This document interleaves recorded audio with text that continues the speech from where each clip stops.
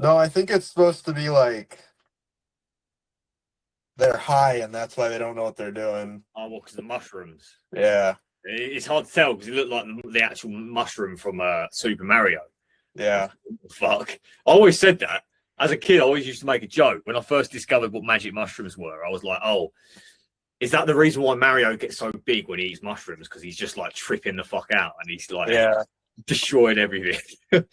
Oh, dear. Oh, well. But yeah, no, how's your week been? Good. Do you, when you do like leg day stuff, do you ever feel like nauseous? Well, no, I don't, but a lot of people do, and that's a good sign. It probably means you're pushing yourself. Okay. Because bodybuilders even have this running joke where they bring like the leg day bucket, right? And it's like Yeah. the bucket because they push themselves so hard. So why? What's been happening?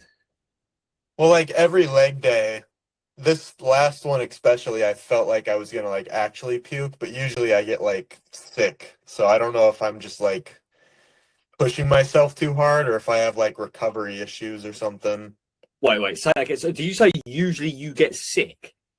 Yeah, like I feel like almost like if I kept going, I'd throw up. And Yeah, like last last time I did leg day, I actually felt like I was gonna throw up, so I had to like take a break. So I yeah. don't know if I just Definitely take the break. Like, don't obviously make yourself sick. Um, I had a client Stuart who did that. Like but he was a different situation though. It wasn't with leg day. He was doing a home workout and he downed like a liter of water. Hadn't worked out in like 6 months. Was yeah. overweight. Like working out and just ended up throwing up in the garden. And like he sent me a CCTV video of it. And he was like, "I think I pushed myself too hard." I was like, "Yeah, you fucking did, you silly cunt." But yeah, no, what's it? So with that, basically, um, I mean, the science behind it, right, is to do with blood flow. So all your blood's going to the lower part of your body, and that's probably why it's causing you to feel dizzy, right, and then ultimately nauseous. Okay. It's something that will get better over time because I do leg day and I don't have that feeling at all. Okay. I What we didn't can know if maybe like I need to start doing like cardio to help with that or something. No, I mean, do you get well? The only time you would is if you get do you get genuinely out of breath when you do leg day? I do feel a little bit short of breath.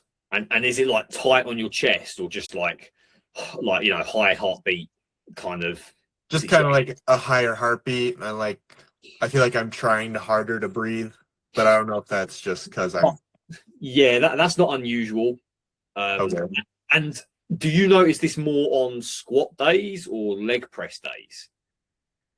The leg press especially, but like just a little bit of that with the barbell squat, but it's the leg press that's the issue. Yeah, because leg press is also like I don't know your leg press. Are you like laying back and you're pressing upwards against gravity, or are you like um what's it horizontal? Yeah, I'm pushing against gravity, I guess. Going upwards. Yeah, okay. I mean, that makes sense. That makes it worse, right? That can make the feeling worse.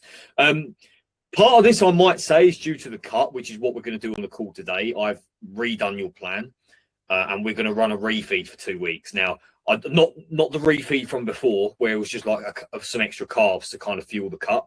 This is going to be a full-on like maintenance phase for 2 weeks, right? Okay. And you're going to be eating significantly more. We're also going to be front-loading carbohydrates. Now, this might help the leg day thing that you're having right now, where you're feeling sick during leg day.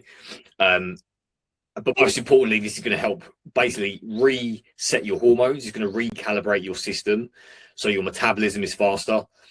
You get more energy back. I've even changed your training plan a bit, so you will be doing some more volume in the gym over the next 2 weeks, but not ridiculous amounts. I've just added a couple more sets on some of the things you're already doing. Okay. One question actually with the leg day thing: how soon before the gym are you eating? Usually I wait like an hour. I'd wait a bit more, I think. Okay. I That's mean, probably part of the problem. yeah, because I mean, for me, I can't lift or do anything on a full stomach. Um, Let me look. Oh, I've just updated the plan actually, so it's not your old plan; it's the new plan. But to be fair, no, it says what it's added. Let's have a look. Day one, gym day, 6 eggs. So let's say on your last leg day, when was that? Friday. Friday. And what day of eating did you do? I did it right after lunch, so it was 6 eggs and the tin mackerel, so day one, I think.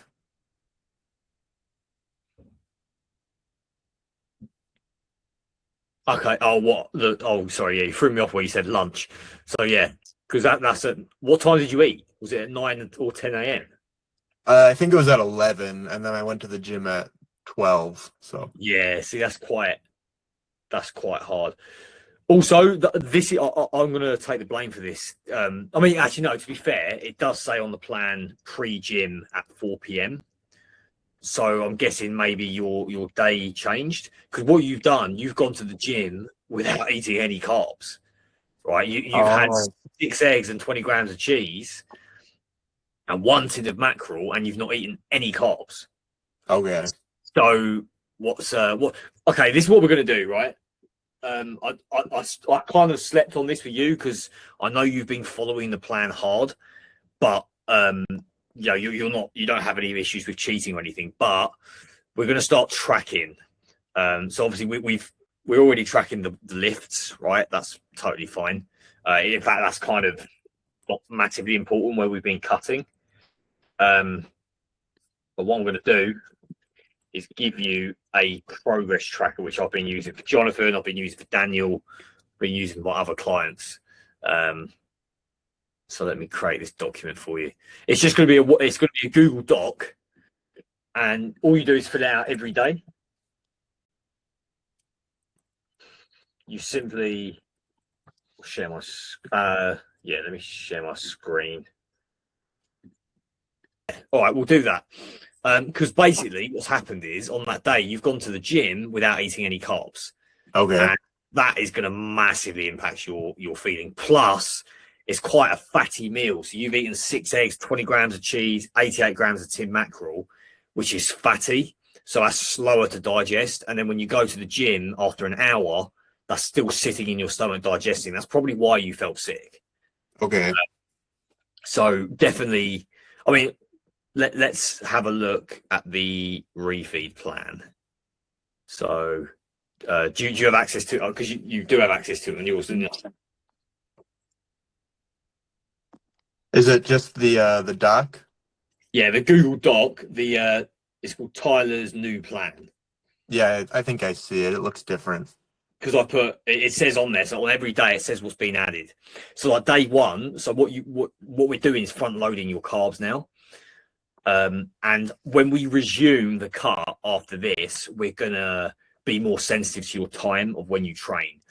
With this refeed plan, you could in theory train after your first meal because you've had some sort of carbs with it, right? Okay. So like day one, you've got the eggs and the cheese still with the mackerel, but then you've got 3 medjool dates on top of that, right? That's going to be workout fuel.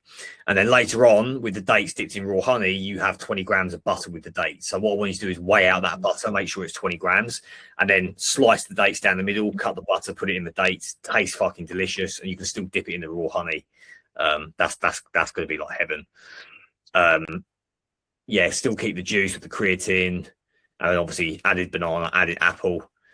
Then day 2 is simple again. Added some medjool dates to that first meal because we've been cutting out carbs for the first meal of the day pretty much every day because you had more body fat to lose. We want to improve the insulin sensitivity. Whereas now we're at a stage where you've got less body fat.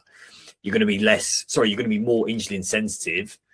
So now we can start to eat more carbs in the morning and throughout the day, and this is going to help your lifting sessions. Okay. Over the next 2 weeks, you will probably put on some muscle mass over the next 2 weeks. It won't be huge because it's only 2 weeks, but you will know because you're in your early stage of lifting. Yeah. You will notice a big difference because your body is going to put on muscle mass very quick. As long as you're still going to failure on all the sets, which I know you are, then yeah. 3 eggs. Yeah, and then Yeah, so that on day 2, yeah, added medjool dates, banana, and then an apple. And then day 3 is obviously still the fast till 3 p.m. But it's added, yeah, 4 medjool dates, 20 grams of butter, and then a banana in the evening. 3 medjool dates, apple, yeah. So yeah, but basically, yeah, you can just read through that and start copying it. And on the workout plan, basically, I've just added a couple of extra sets. So on some of the days, I've just added one more set to like where you do the barbell squats rather than 3 sets. You're now doing 4. Okay. On the chest dip, you're doing 6 sets rather than 5. Right, just more volume because now we can afford to go to more volume. And what we will be doing when you resume your cut, we're going to do less training till failure, and we're going to do basically like 1 rep short. So we're going to run it where it's like you stop 1 rep or 2 reps before failure, and we up the weight slightly after this refeed, so that it basically maintains your muscle mass as much as possible. And it's going to speed up the cut, make hunger easier, and we'll get you as lean as possible. And then let's say in like 2-3 months' time, once you're at your peak leanness, we can then just main gain or even lean bulk to where you're getting some actual significant muscle mass. And at that point, mate, like I'd say come, let's say November, right, near the end of the year, your physique will be like fucking, next level. Okay. That would be the ideal plan from how to like cut and then structure the bulk. So why would you want to do heavier but less reps? What does that do? Good question. So when you go to failure, you are squeezing every last bit of muscle glycogen out of your muscles. And what that does is demand a massive amount of fuel in return, right? So your body hunger signals goes fucking spastic, right? Your body's like, I need food after that for like the next few hours. That's why on lifting days, you might feel more hungry. Now, for you, where you're newer to the gym, you might not be pushing hard as hard subconsciously. The hunger may not have been extreme. Plus, you had a lot more body fat, so you were less hunger sensitive. But now you're at a low body fat. When we resume this cut, you're going to be more sensitive with leptin and ghrelin signals, which is the hunger hormone. So basically, where we do heavy sets but leave 1 or 2 reps in the tank, it doesn't squeeze out all the muscle glycogen, and it basically allows you to not be as hungry. It won't tank your recovery and hormones as much, but it's still going to keep the muscle mass there. Okay. So you're going to maintain muscle mass while losing fat. And it's going to make the cut a lot smoother, because a lot of people get this wrong. They seem to think that you lose the most amount of fat on your lifting days, and it's not true. Your lifting days are the hardest days to lose fat on because, 1, your hunger signals are worse. Your body's focused on recovery, doesn't burn fat as effectively. Whereas the most fat burning you're going to do is on your walking days, and ideally on a cut where you're just leaving 1 or 2 reps in the tank. And the reason why we haven't done that before is because you were so new to the gym that we could afford to just accelerate the muscle growth while burning the fat. Okay. Yeah, that makes sense. Yeah. Huh. I kind of assumed if you're doing like less reps, then like maybe you would get more muscle, but your muscles aren't like actually as strong or something. So Yeah, I mean, not really. Like at the end of the day, what gains muscle mass is progressive overload. But you can do progressive overload by doing 20 reps over 6 sets, or you can do it by doing 8 reps over, 4 sets with much higher weight. Do you know what I mean? As long as you're going to failure, that's what your body classes as progressive overload. So if you're doing like, let's say 100 kg squats, and 1 week you're doing 4 sets of 5 reps, and then the next week you're doing 4 sets of 6 reps, that's the goal, right? That's a big progressive overload. And then maybe the next week you up the weight to 105 kilos or 110 kilos. And then you do 4 sets of 5 again, and then 4 sets of 6, and then increase the weight. So you're not actually increasing the mass volume, but you are increasing the weight. Or the other option is to keep the weight the same and just increase the volume. But then it does a different type of training. That's known as often sarcoplasmic hypertrophy, which is like what the bodybuilders do. slow, I know it's scientific, weird names, but slow, controlled movements, and they get all these big, puffy muscles, but it doesn't do a lot for muscle density or explosiveness. Okay. But it Like really that's just like impractical strength, kind of. basically. So you see those bodybuilders where they're really big, like they do a lot of higher volume training, a lot of them, and Okay. yeah, the muscles aren't really functional. But it depends what you want, Tyler. Like, where do you want to be? Ideally, do you want to be functionally strong? Do you want to be like really aesthetic? Like, what do you want? I do want to be functionally strong and like a little bit bulky, muscle wise. What we'll do is find the middle ground. So you won't be doing like explosive training where it's like almost athlete style training where you're like throwing weights around and really like, because I used to do a lot of that. But we also won't go extreme with the high volume. So Okay. we're going to be doing mostly myofibrillar hypertrophy, right? I think I pronounced that right. I always struggle with that, which is basically more like muscle density plus size. And together with the diet, it's also the most testosterone boosting training that we can do. But as of tomorrow, right? Because it's Monday, I want you to start on that refeed. You should have the ingredients for everything already. It's literally just more dates, more bananas, more sweet potatoes. Okay. But make sure as well you're doing the steps every morning. Still, you have to do the steps. Do they have to be in the mornings? I usually do them towards the end of the day. It's fine. Yeah, Okay. it's fine. Yeah, as long as you're doing them. And you will probably find this week your NEAT goes up, which is your subconscious movement, like fidgeting and stuff. I have noticed that that's like more. So Okay. unless I've just never paid attention to it. Usually, like when I was younger in school, I probably did it because anxiety, but now I've noticed that I'm doing it, but I'm not like anxious. Yeah, it's because your hormones are in a better place. Where you've lost body fat, like I notice people, it's weird. When you cut to too low of a body fat and you stay in a deficit, you become less fidgety because your hormones are tanked. But at the same time, when you're overweight, you're the same because your hormones are also tanked from having excess body fat. So where you're at right now is actually quite a good place. You've been cutting, but you've come to a good spot hormonally. And then now we're just doing this refeed to make sure it doesn't go over the top, and we just bring you back to that level. And then the next cut will be even better. Okay. Yeah, and I've also noticed like in terms of body fat, I feel like my love handles have like significantly gone away, and like the breast tissue looks more like masculine instead of flabby. That's good. Do you have any veins coming through at all? Well, my arms have always had it, but I don't see it anywhere else. Okay, that's fine. Yeah, it's just a good indicator where you're at. Like for me, I knew I got down to about 11% body fat because my veins started showing in my chest, and they never used to show in my arms much. Although I'll say that most people do get veins in their arms, but when you get to a low body fat, they really start to pop. Okay, it kind of looks like you're dehydrated or something. A little bit, yeah. I'm going to upload a reel today, and you'll see like I'm flexing my forearms. My forearms literally just like it looks like if I got a paper cut that I'd die. Yeah, I mean, really veiny. Usually when I go for my walks at like the hour mark, my arms will be like really veiny, but I think that's just blood flow. Yeah, probably. Especially if you have your arms down by your side. Yeah, probably. When your hands are up, like on a computer, they tend to get less veiny. But if your arms are down low or after lifting weights, they get really like veiny. Yeah. But yeah, no, well, we're good to go. So obviously, yeah, we'll do that refeed for the next 2 weeks, and then we'll restructure it from there. Do you have any questions?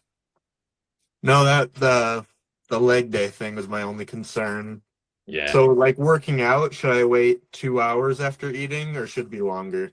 2 hours minimum, I'd say.